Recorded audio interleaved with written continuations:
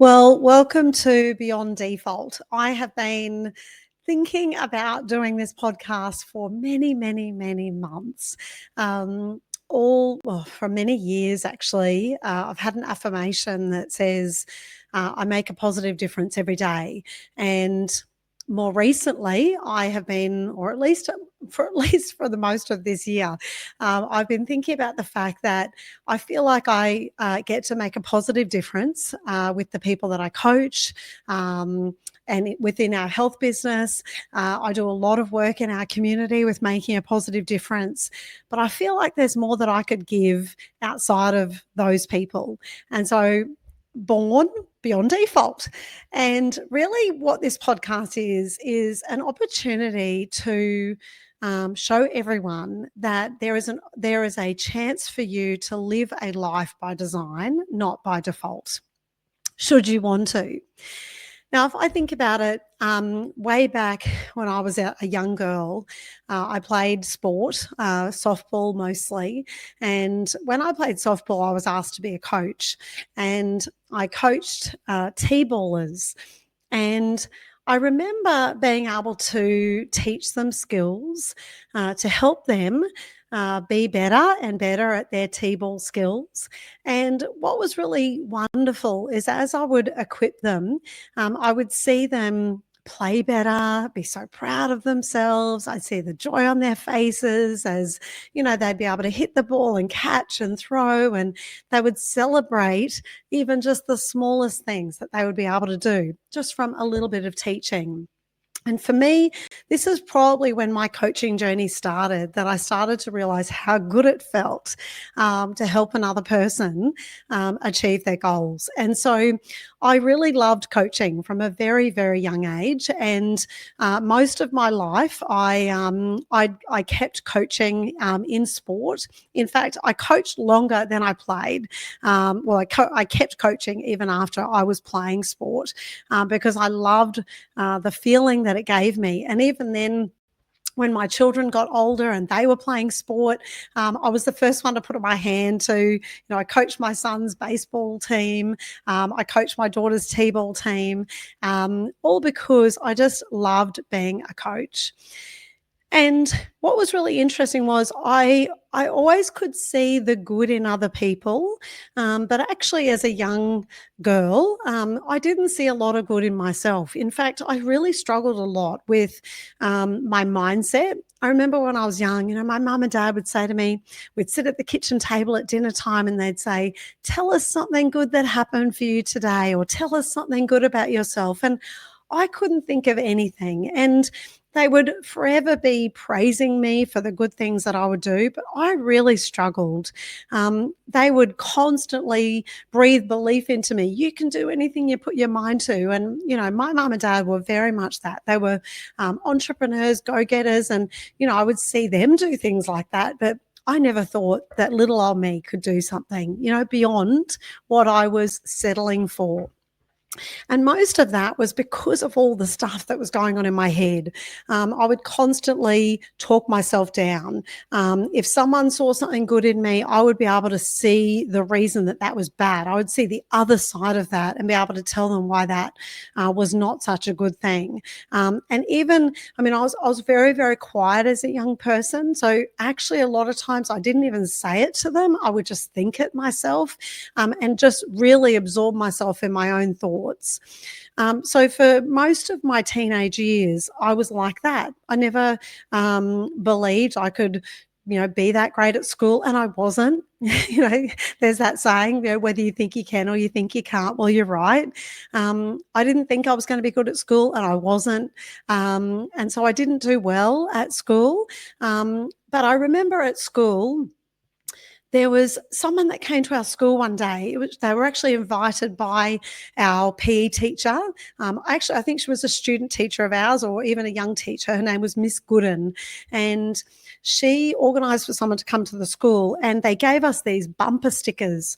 And on the bumper sticker, it said, girls can do anything. And I thought to myself, oh my goodness, like my mum and dad have been telling me this for my whole life, but I thought they were just biased, being parents of 3 girls.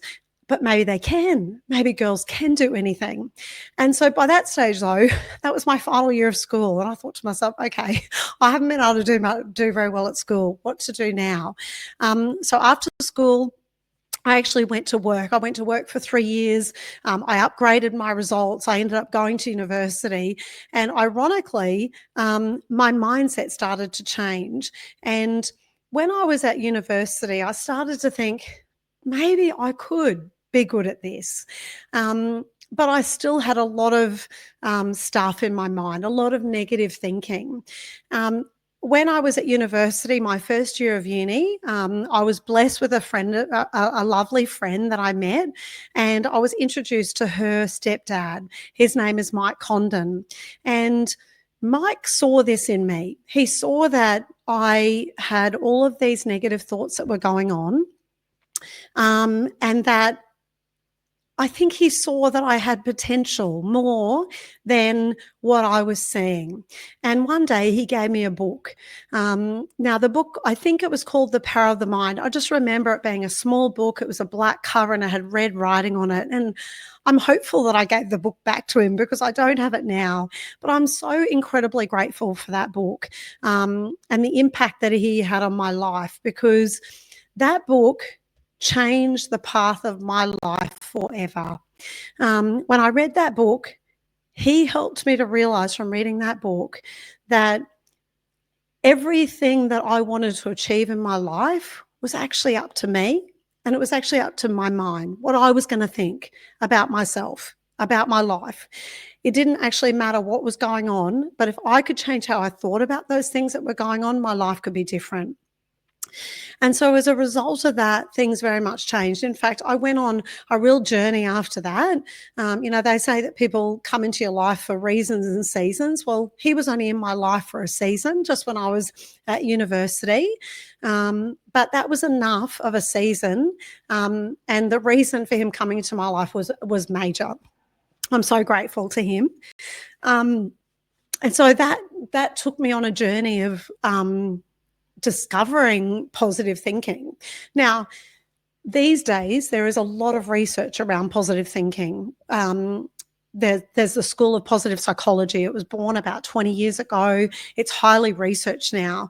But, this was when I was like 21. So this is like 30 odd years ago.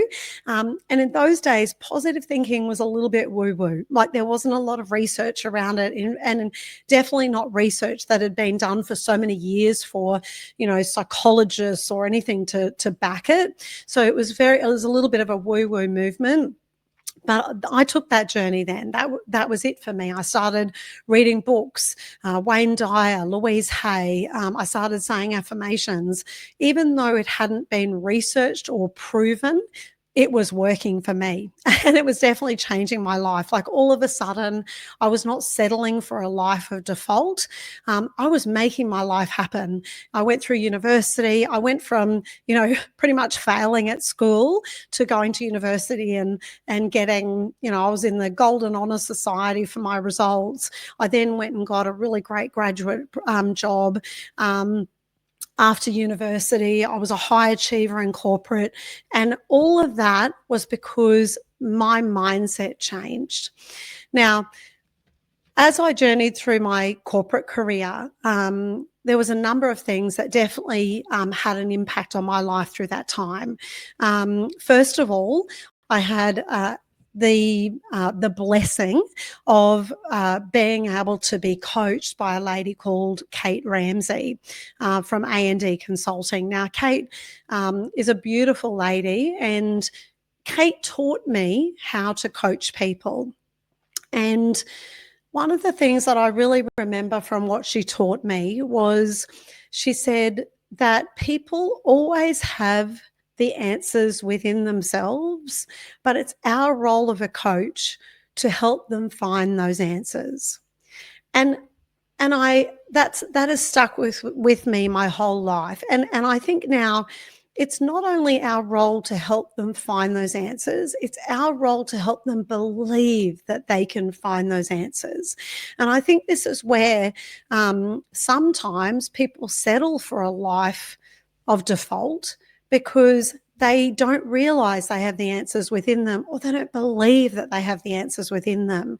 But I think it takes people like Mike and like Kate to help you to see your potential.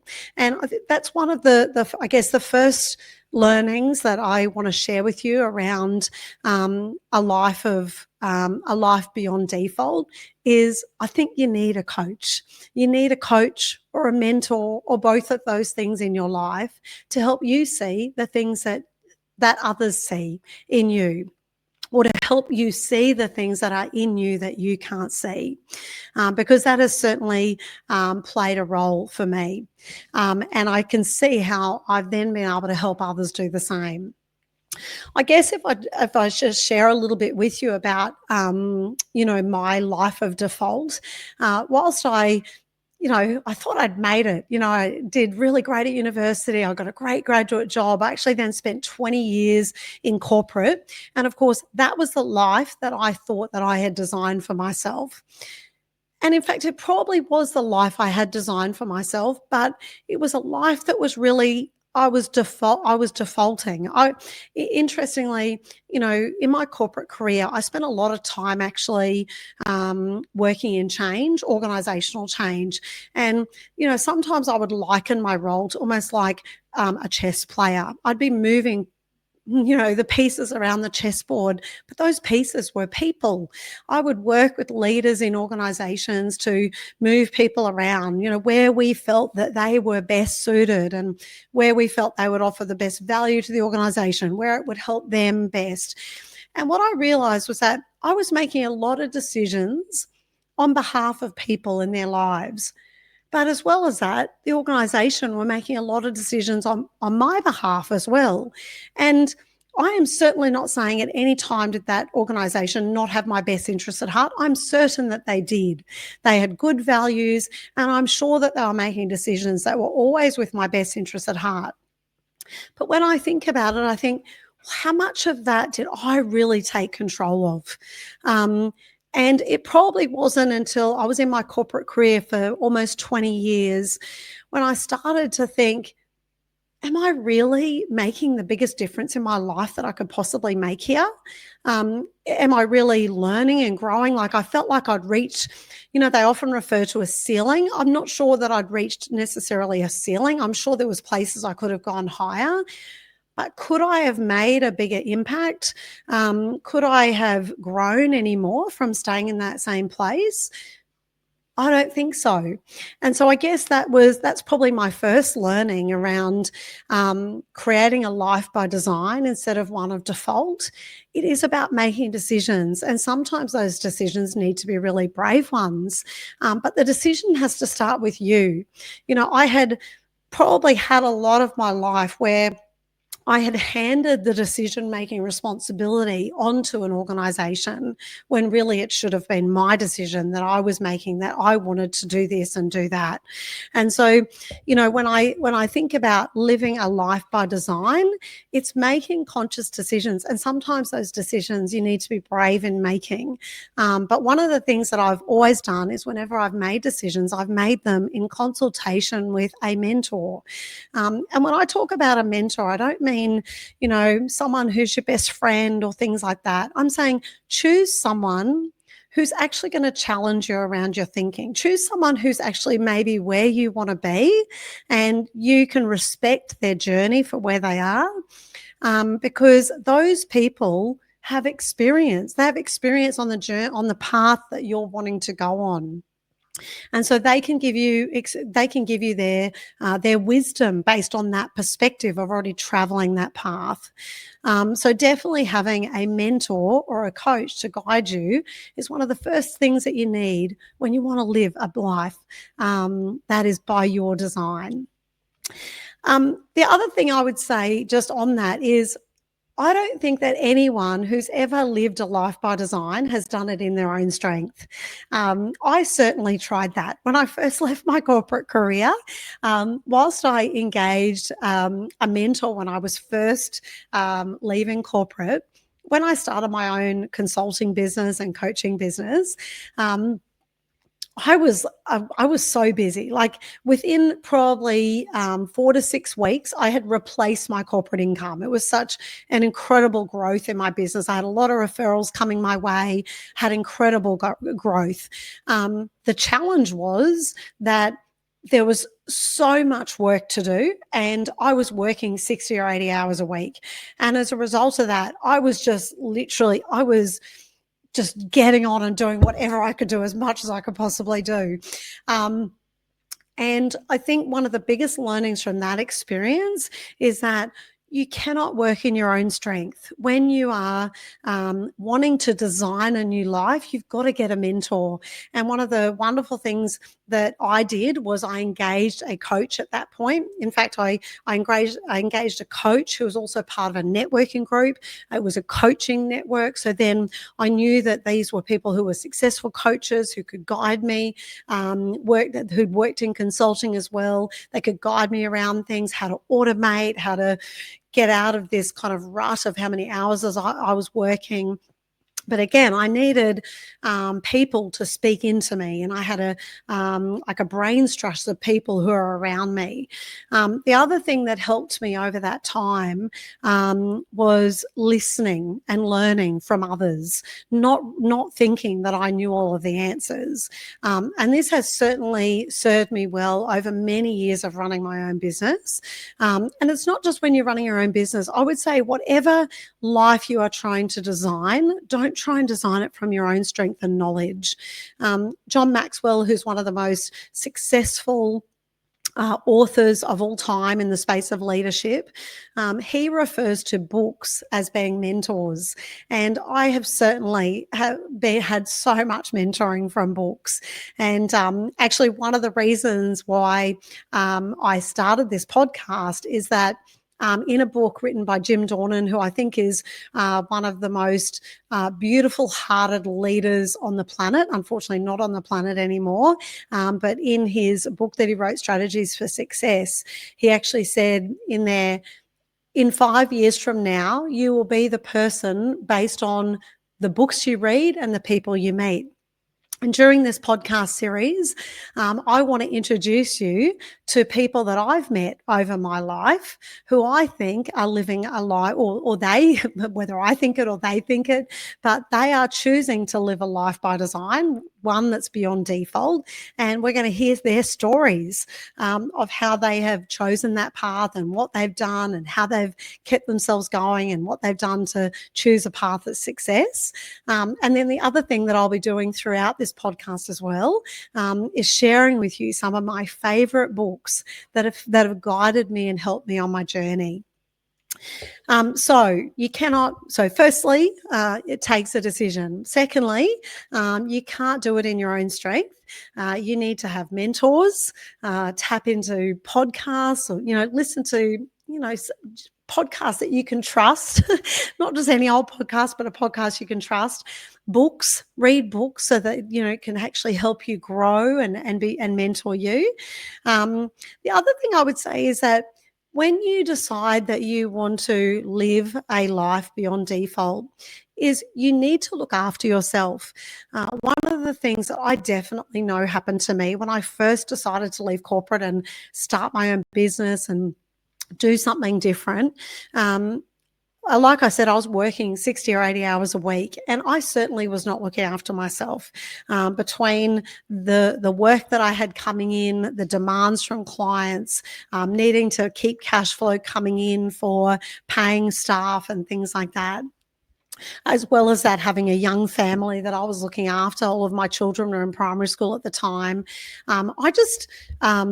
I didn't have time for myself, and my health really deteriorated to the point where I wasn't getting enough sleep. I wasn't eating well. I was, just not healthy at all. And that's what I would say is that, in order to live a life by design, you've got to look after yourself. I think it's definitely, particularly after now working over the last 8 years, working with people on their health, I have seen that when people get their health right, it's like a foundation. You get that right, and then all of a sudden you start to think of all the other things you can achieve in your life. You get clarity and energy, confidence. So you need to you need to look after your health. Okay, so make a decision.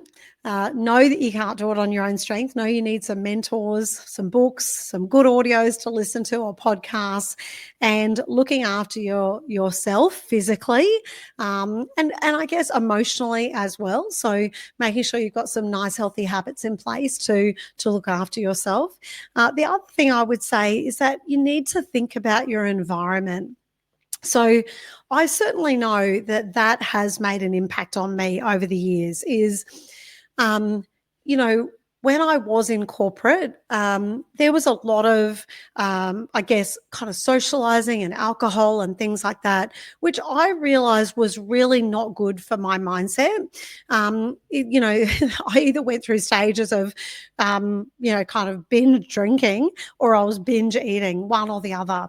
And I really recognize that, I mean, obviously I have to take responsibility for that, but it doesn't help when you're in an environment where people are, talking about kind of beer o'clock starting, or, 4 o'clock in the afternoon and things like that, and normalizing, drinking each night of the week. And I'm not saying it's bad, but for me, it wasn't the right environment for me to be able to go into being able to coach people and help people with their mindset, and ensure I was in the best mindset. And the other thing about environment is making sure that, your environment is supportive of your goals. And sometimes you can be in an environment that is pushing you in a direction that is actually taking you away from your goals. And so being around an environment can really help. There's a really great book called Willpower Doesn't Work. And in it, Benjamin Hardy talks about how important environment is in order to achieve your goals. In fact, he talks about the fact that willpower doesn't work. Willpower can only just get you going on achieving things. It's actually in the environment that's really important. So make sure that you've got the people around you. There is a really terrific book. It's actually co-authored by Jim Dornan and John Maxwell, called Geared for Growth. And in it, John Maxwell talks about that there are 4 different people that are often in your environment. And I have certainly found this over the years. He talks about dividers, subtractors, adders, and multipliers. Dividers are people in your life who will come in and try and create division amongst you and other people in your life. I've certainly had that. And when you've got dividers in your life, it is very undermining. Subtractors are people who come in and they just want to take away from you, and you just constantly feel like you're running on an empty bucket, just trying to give out to those people. They're just subtracting and taking away from your life. Of course, then there's the other people who you definitely want to surround yourself with, and they're the adders, people who add value to your life. I don't know about you, but I've ended up with many people in my life who are like this, and I'm so grateful for it, because they're actually in my life to contribute, to collaborate, to partner, and add value to my life so we can all add value to others. And lastly, they're multipliers. People who really, they come into your life and they make your life 100 times better than it was before. And we are blessed to have people like that in our lives, particularly people like our mentors. They are here to multiply our lives and make everything that we're doing 100, 1,000 times better than what it could be with just us. So I think the last lesson I would have before I wrap up just our introduction to Beyond Default is the other thing is being able to control your mind. I mentioned that when I was young, my mind was the biggest thing that was against me, even though my mum and dad were just always trying to tell me how wonderful I was and helping me to be positive.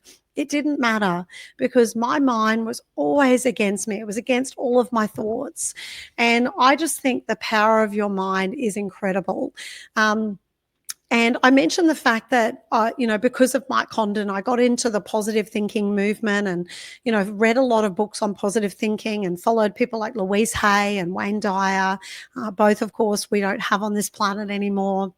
But actually, during my corporate career, something I'm very, very grateful to the organisation for is that they introduced me to the concept of positive psychology. So, whilst in the days of my 20s when it was positive thinking was a little bit woo woo, they actually have now come up with a science of positive psychology.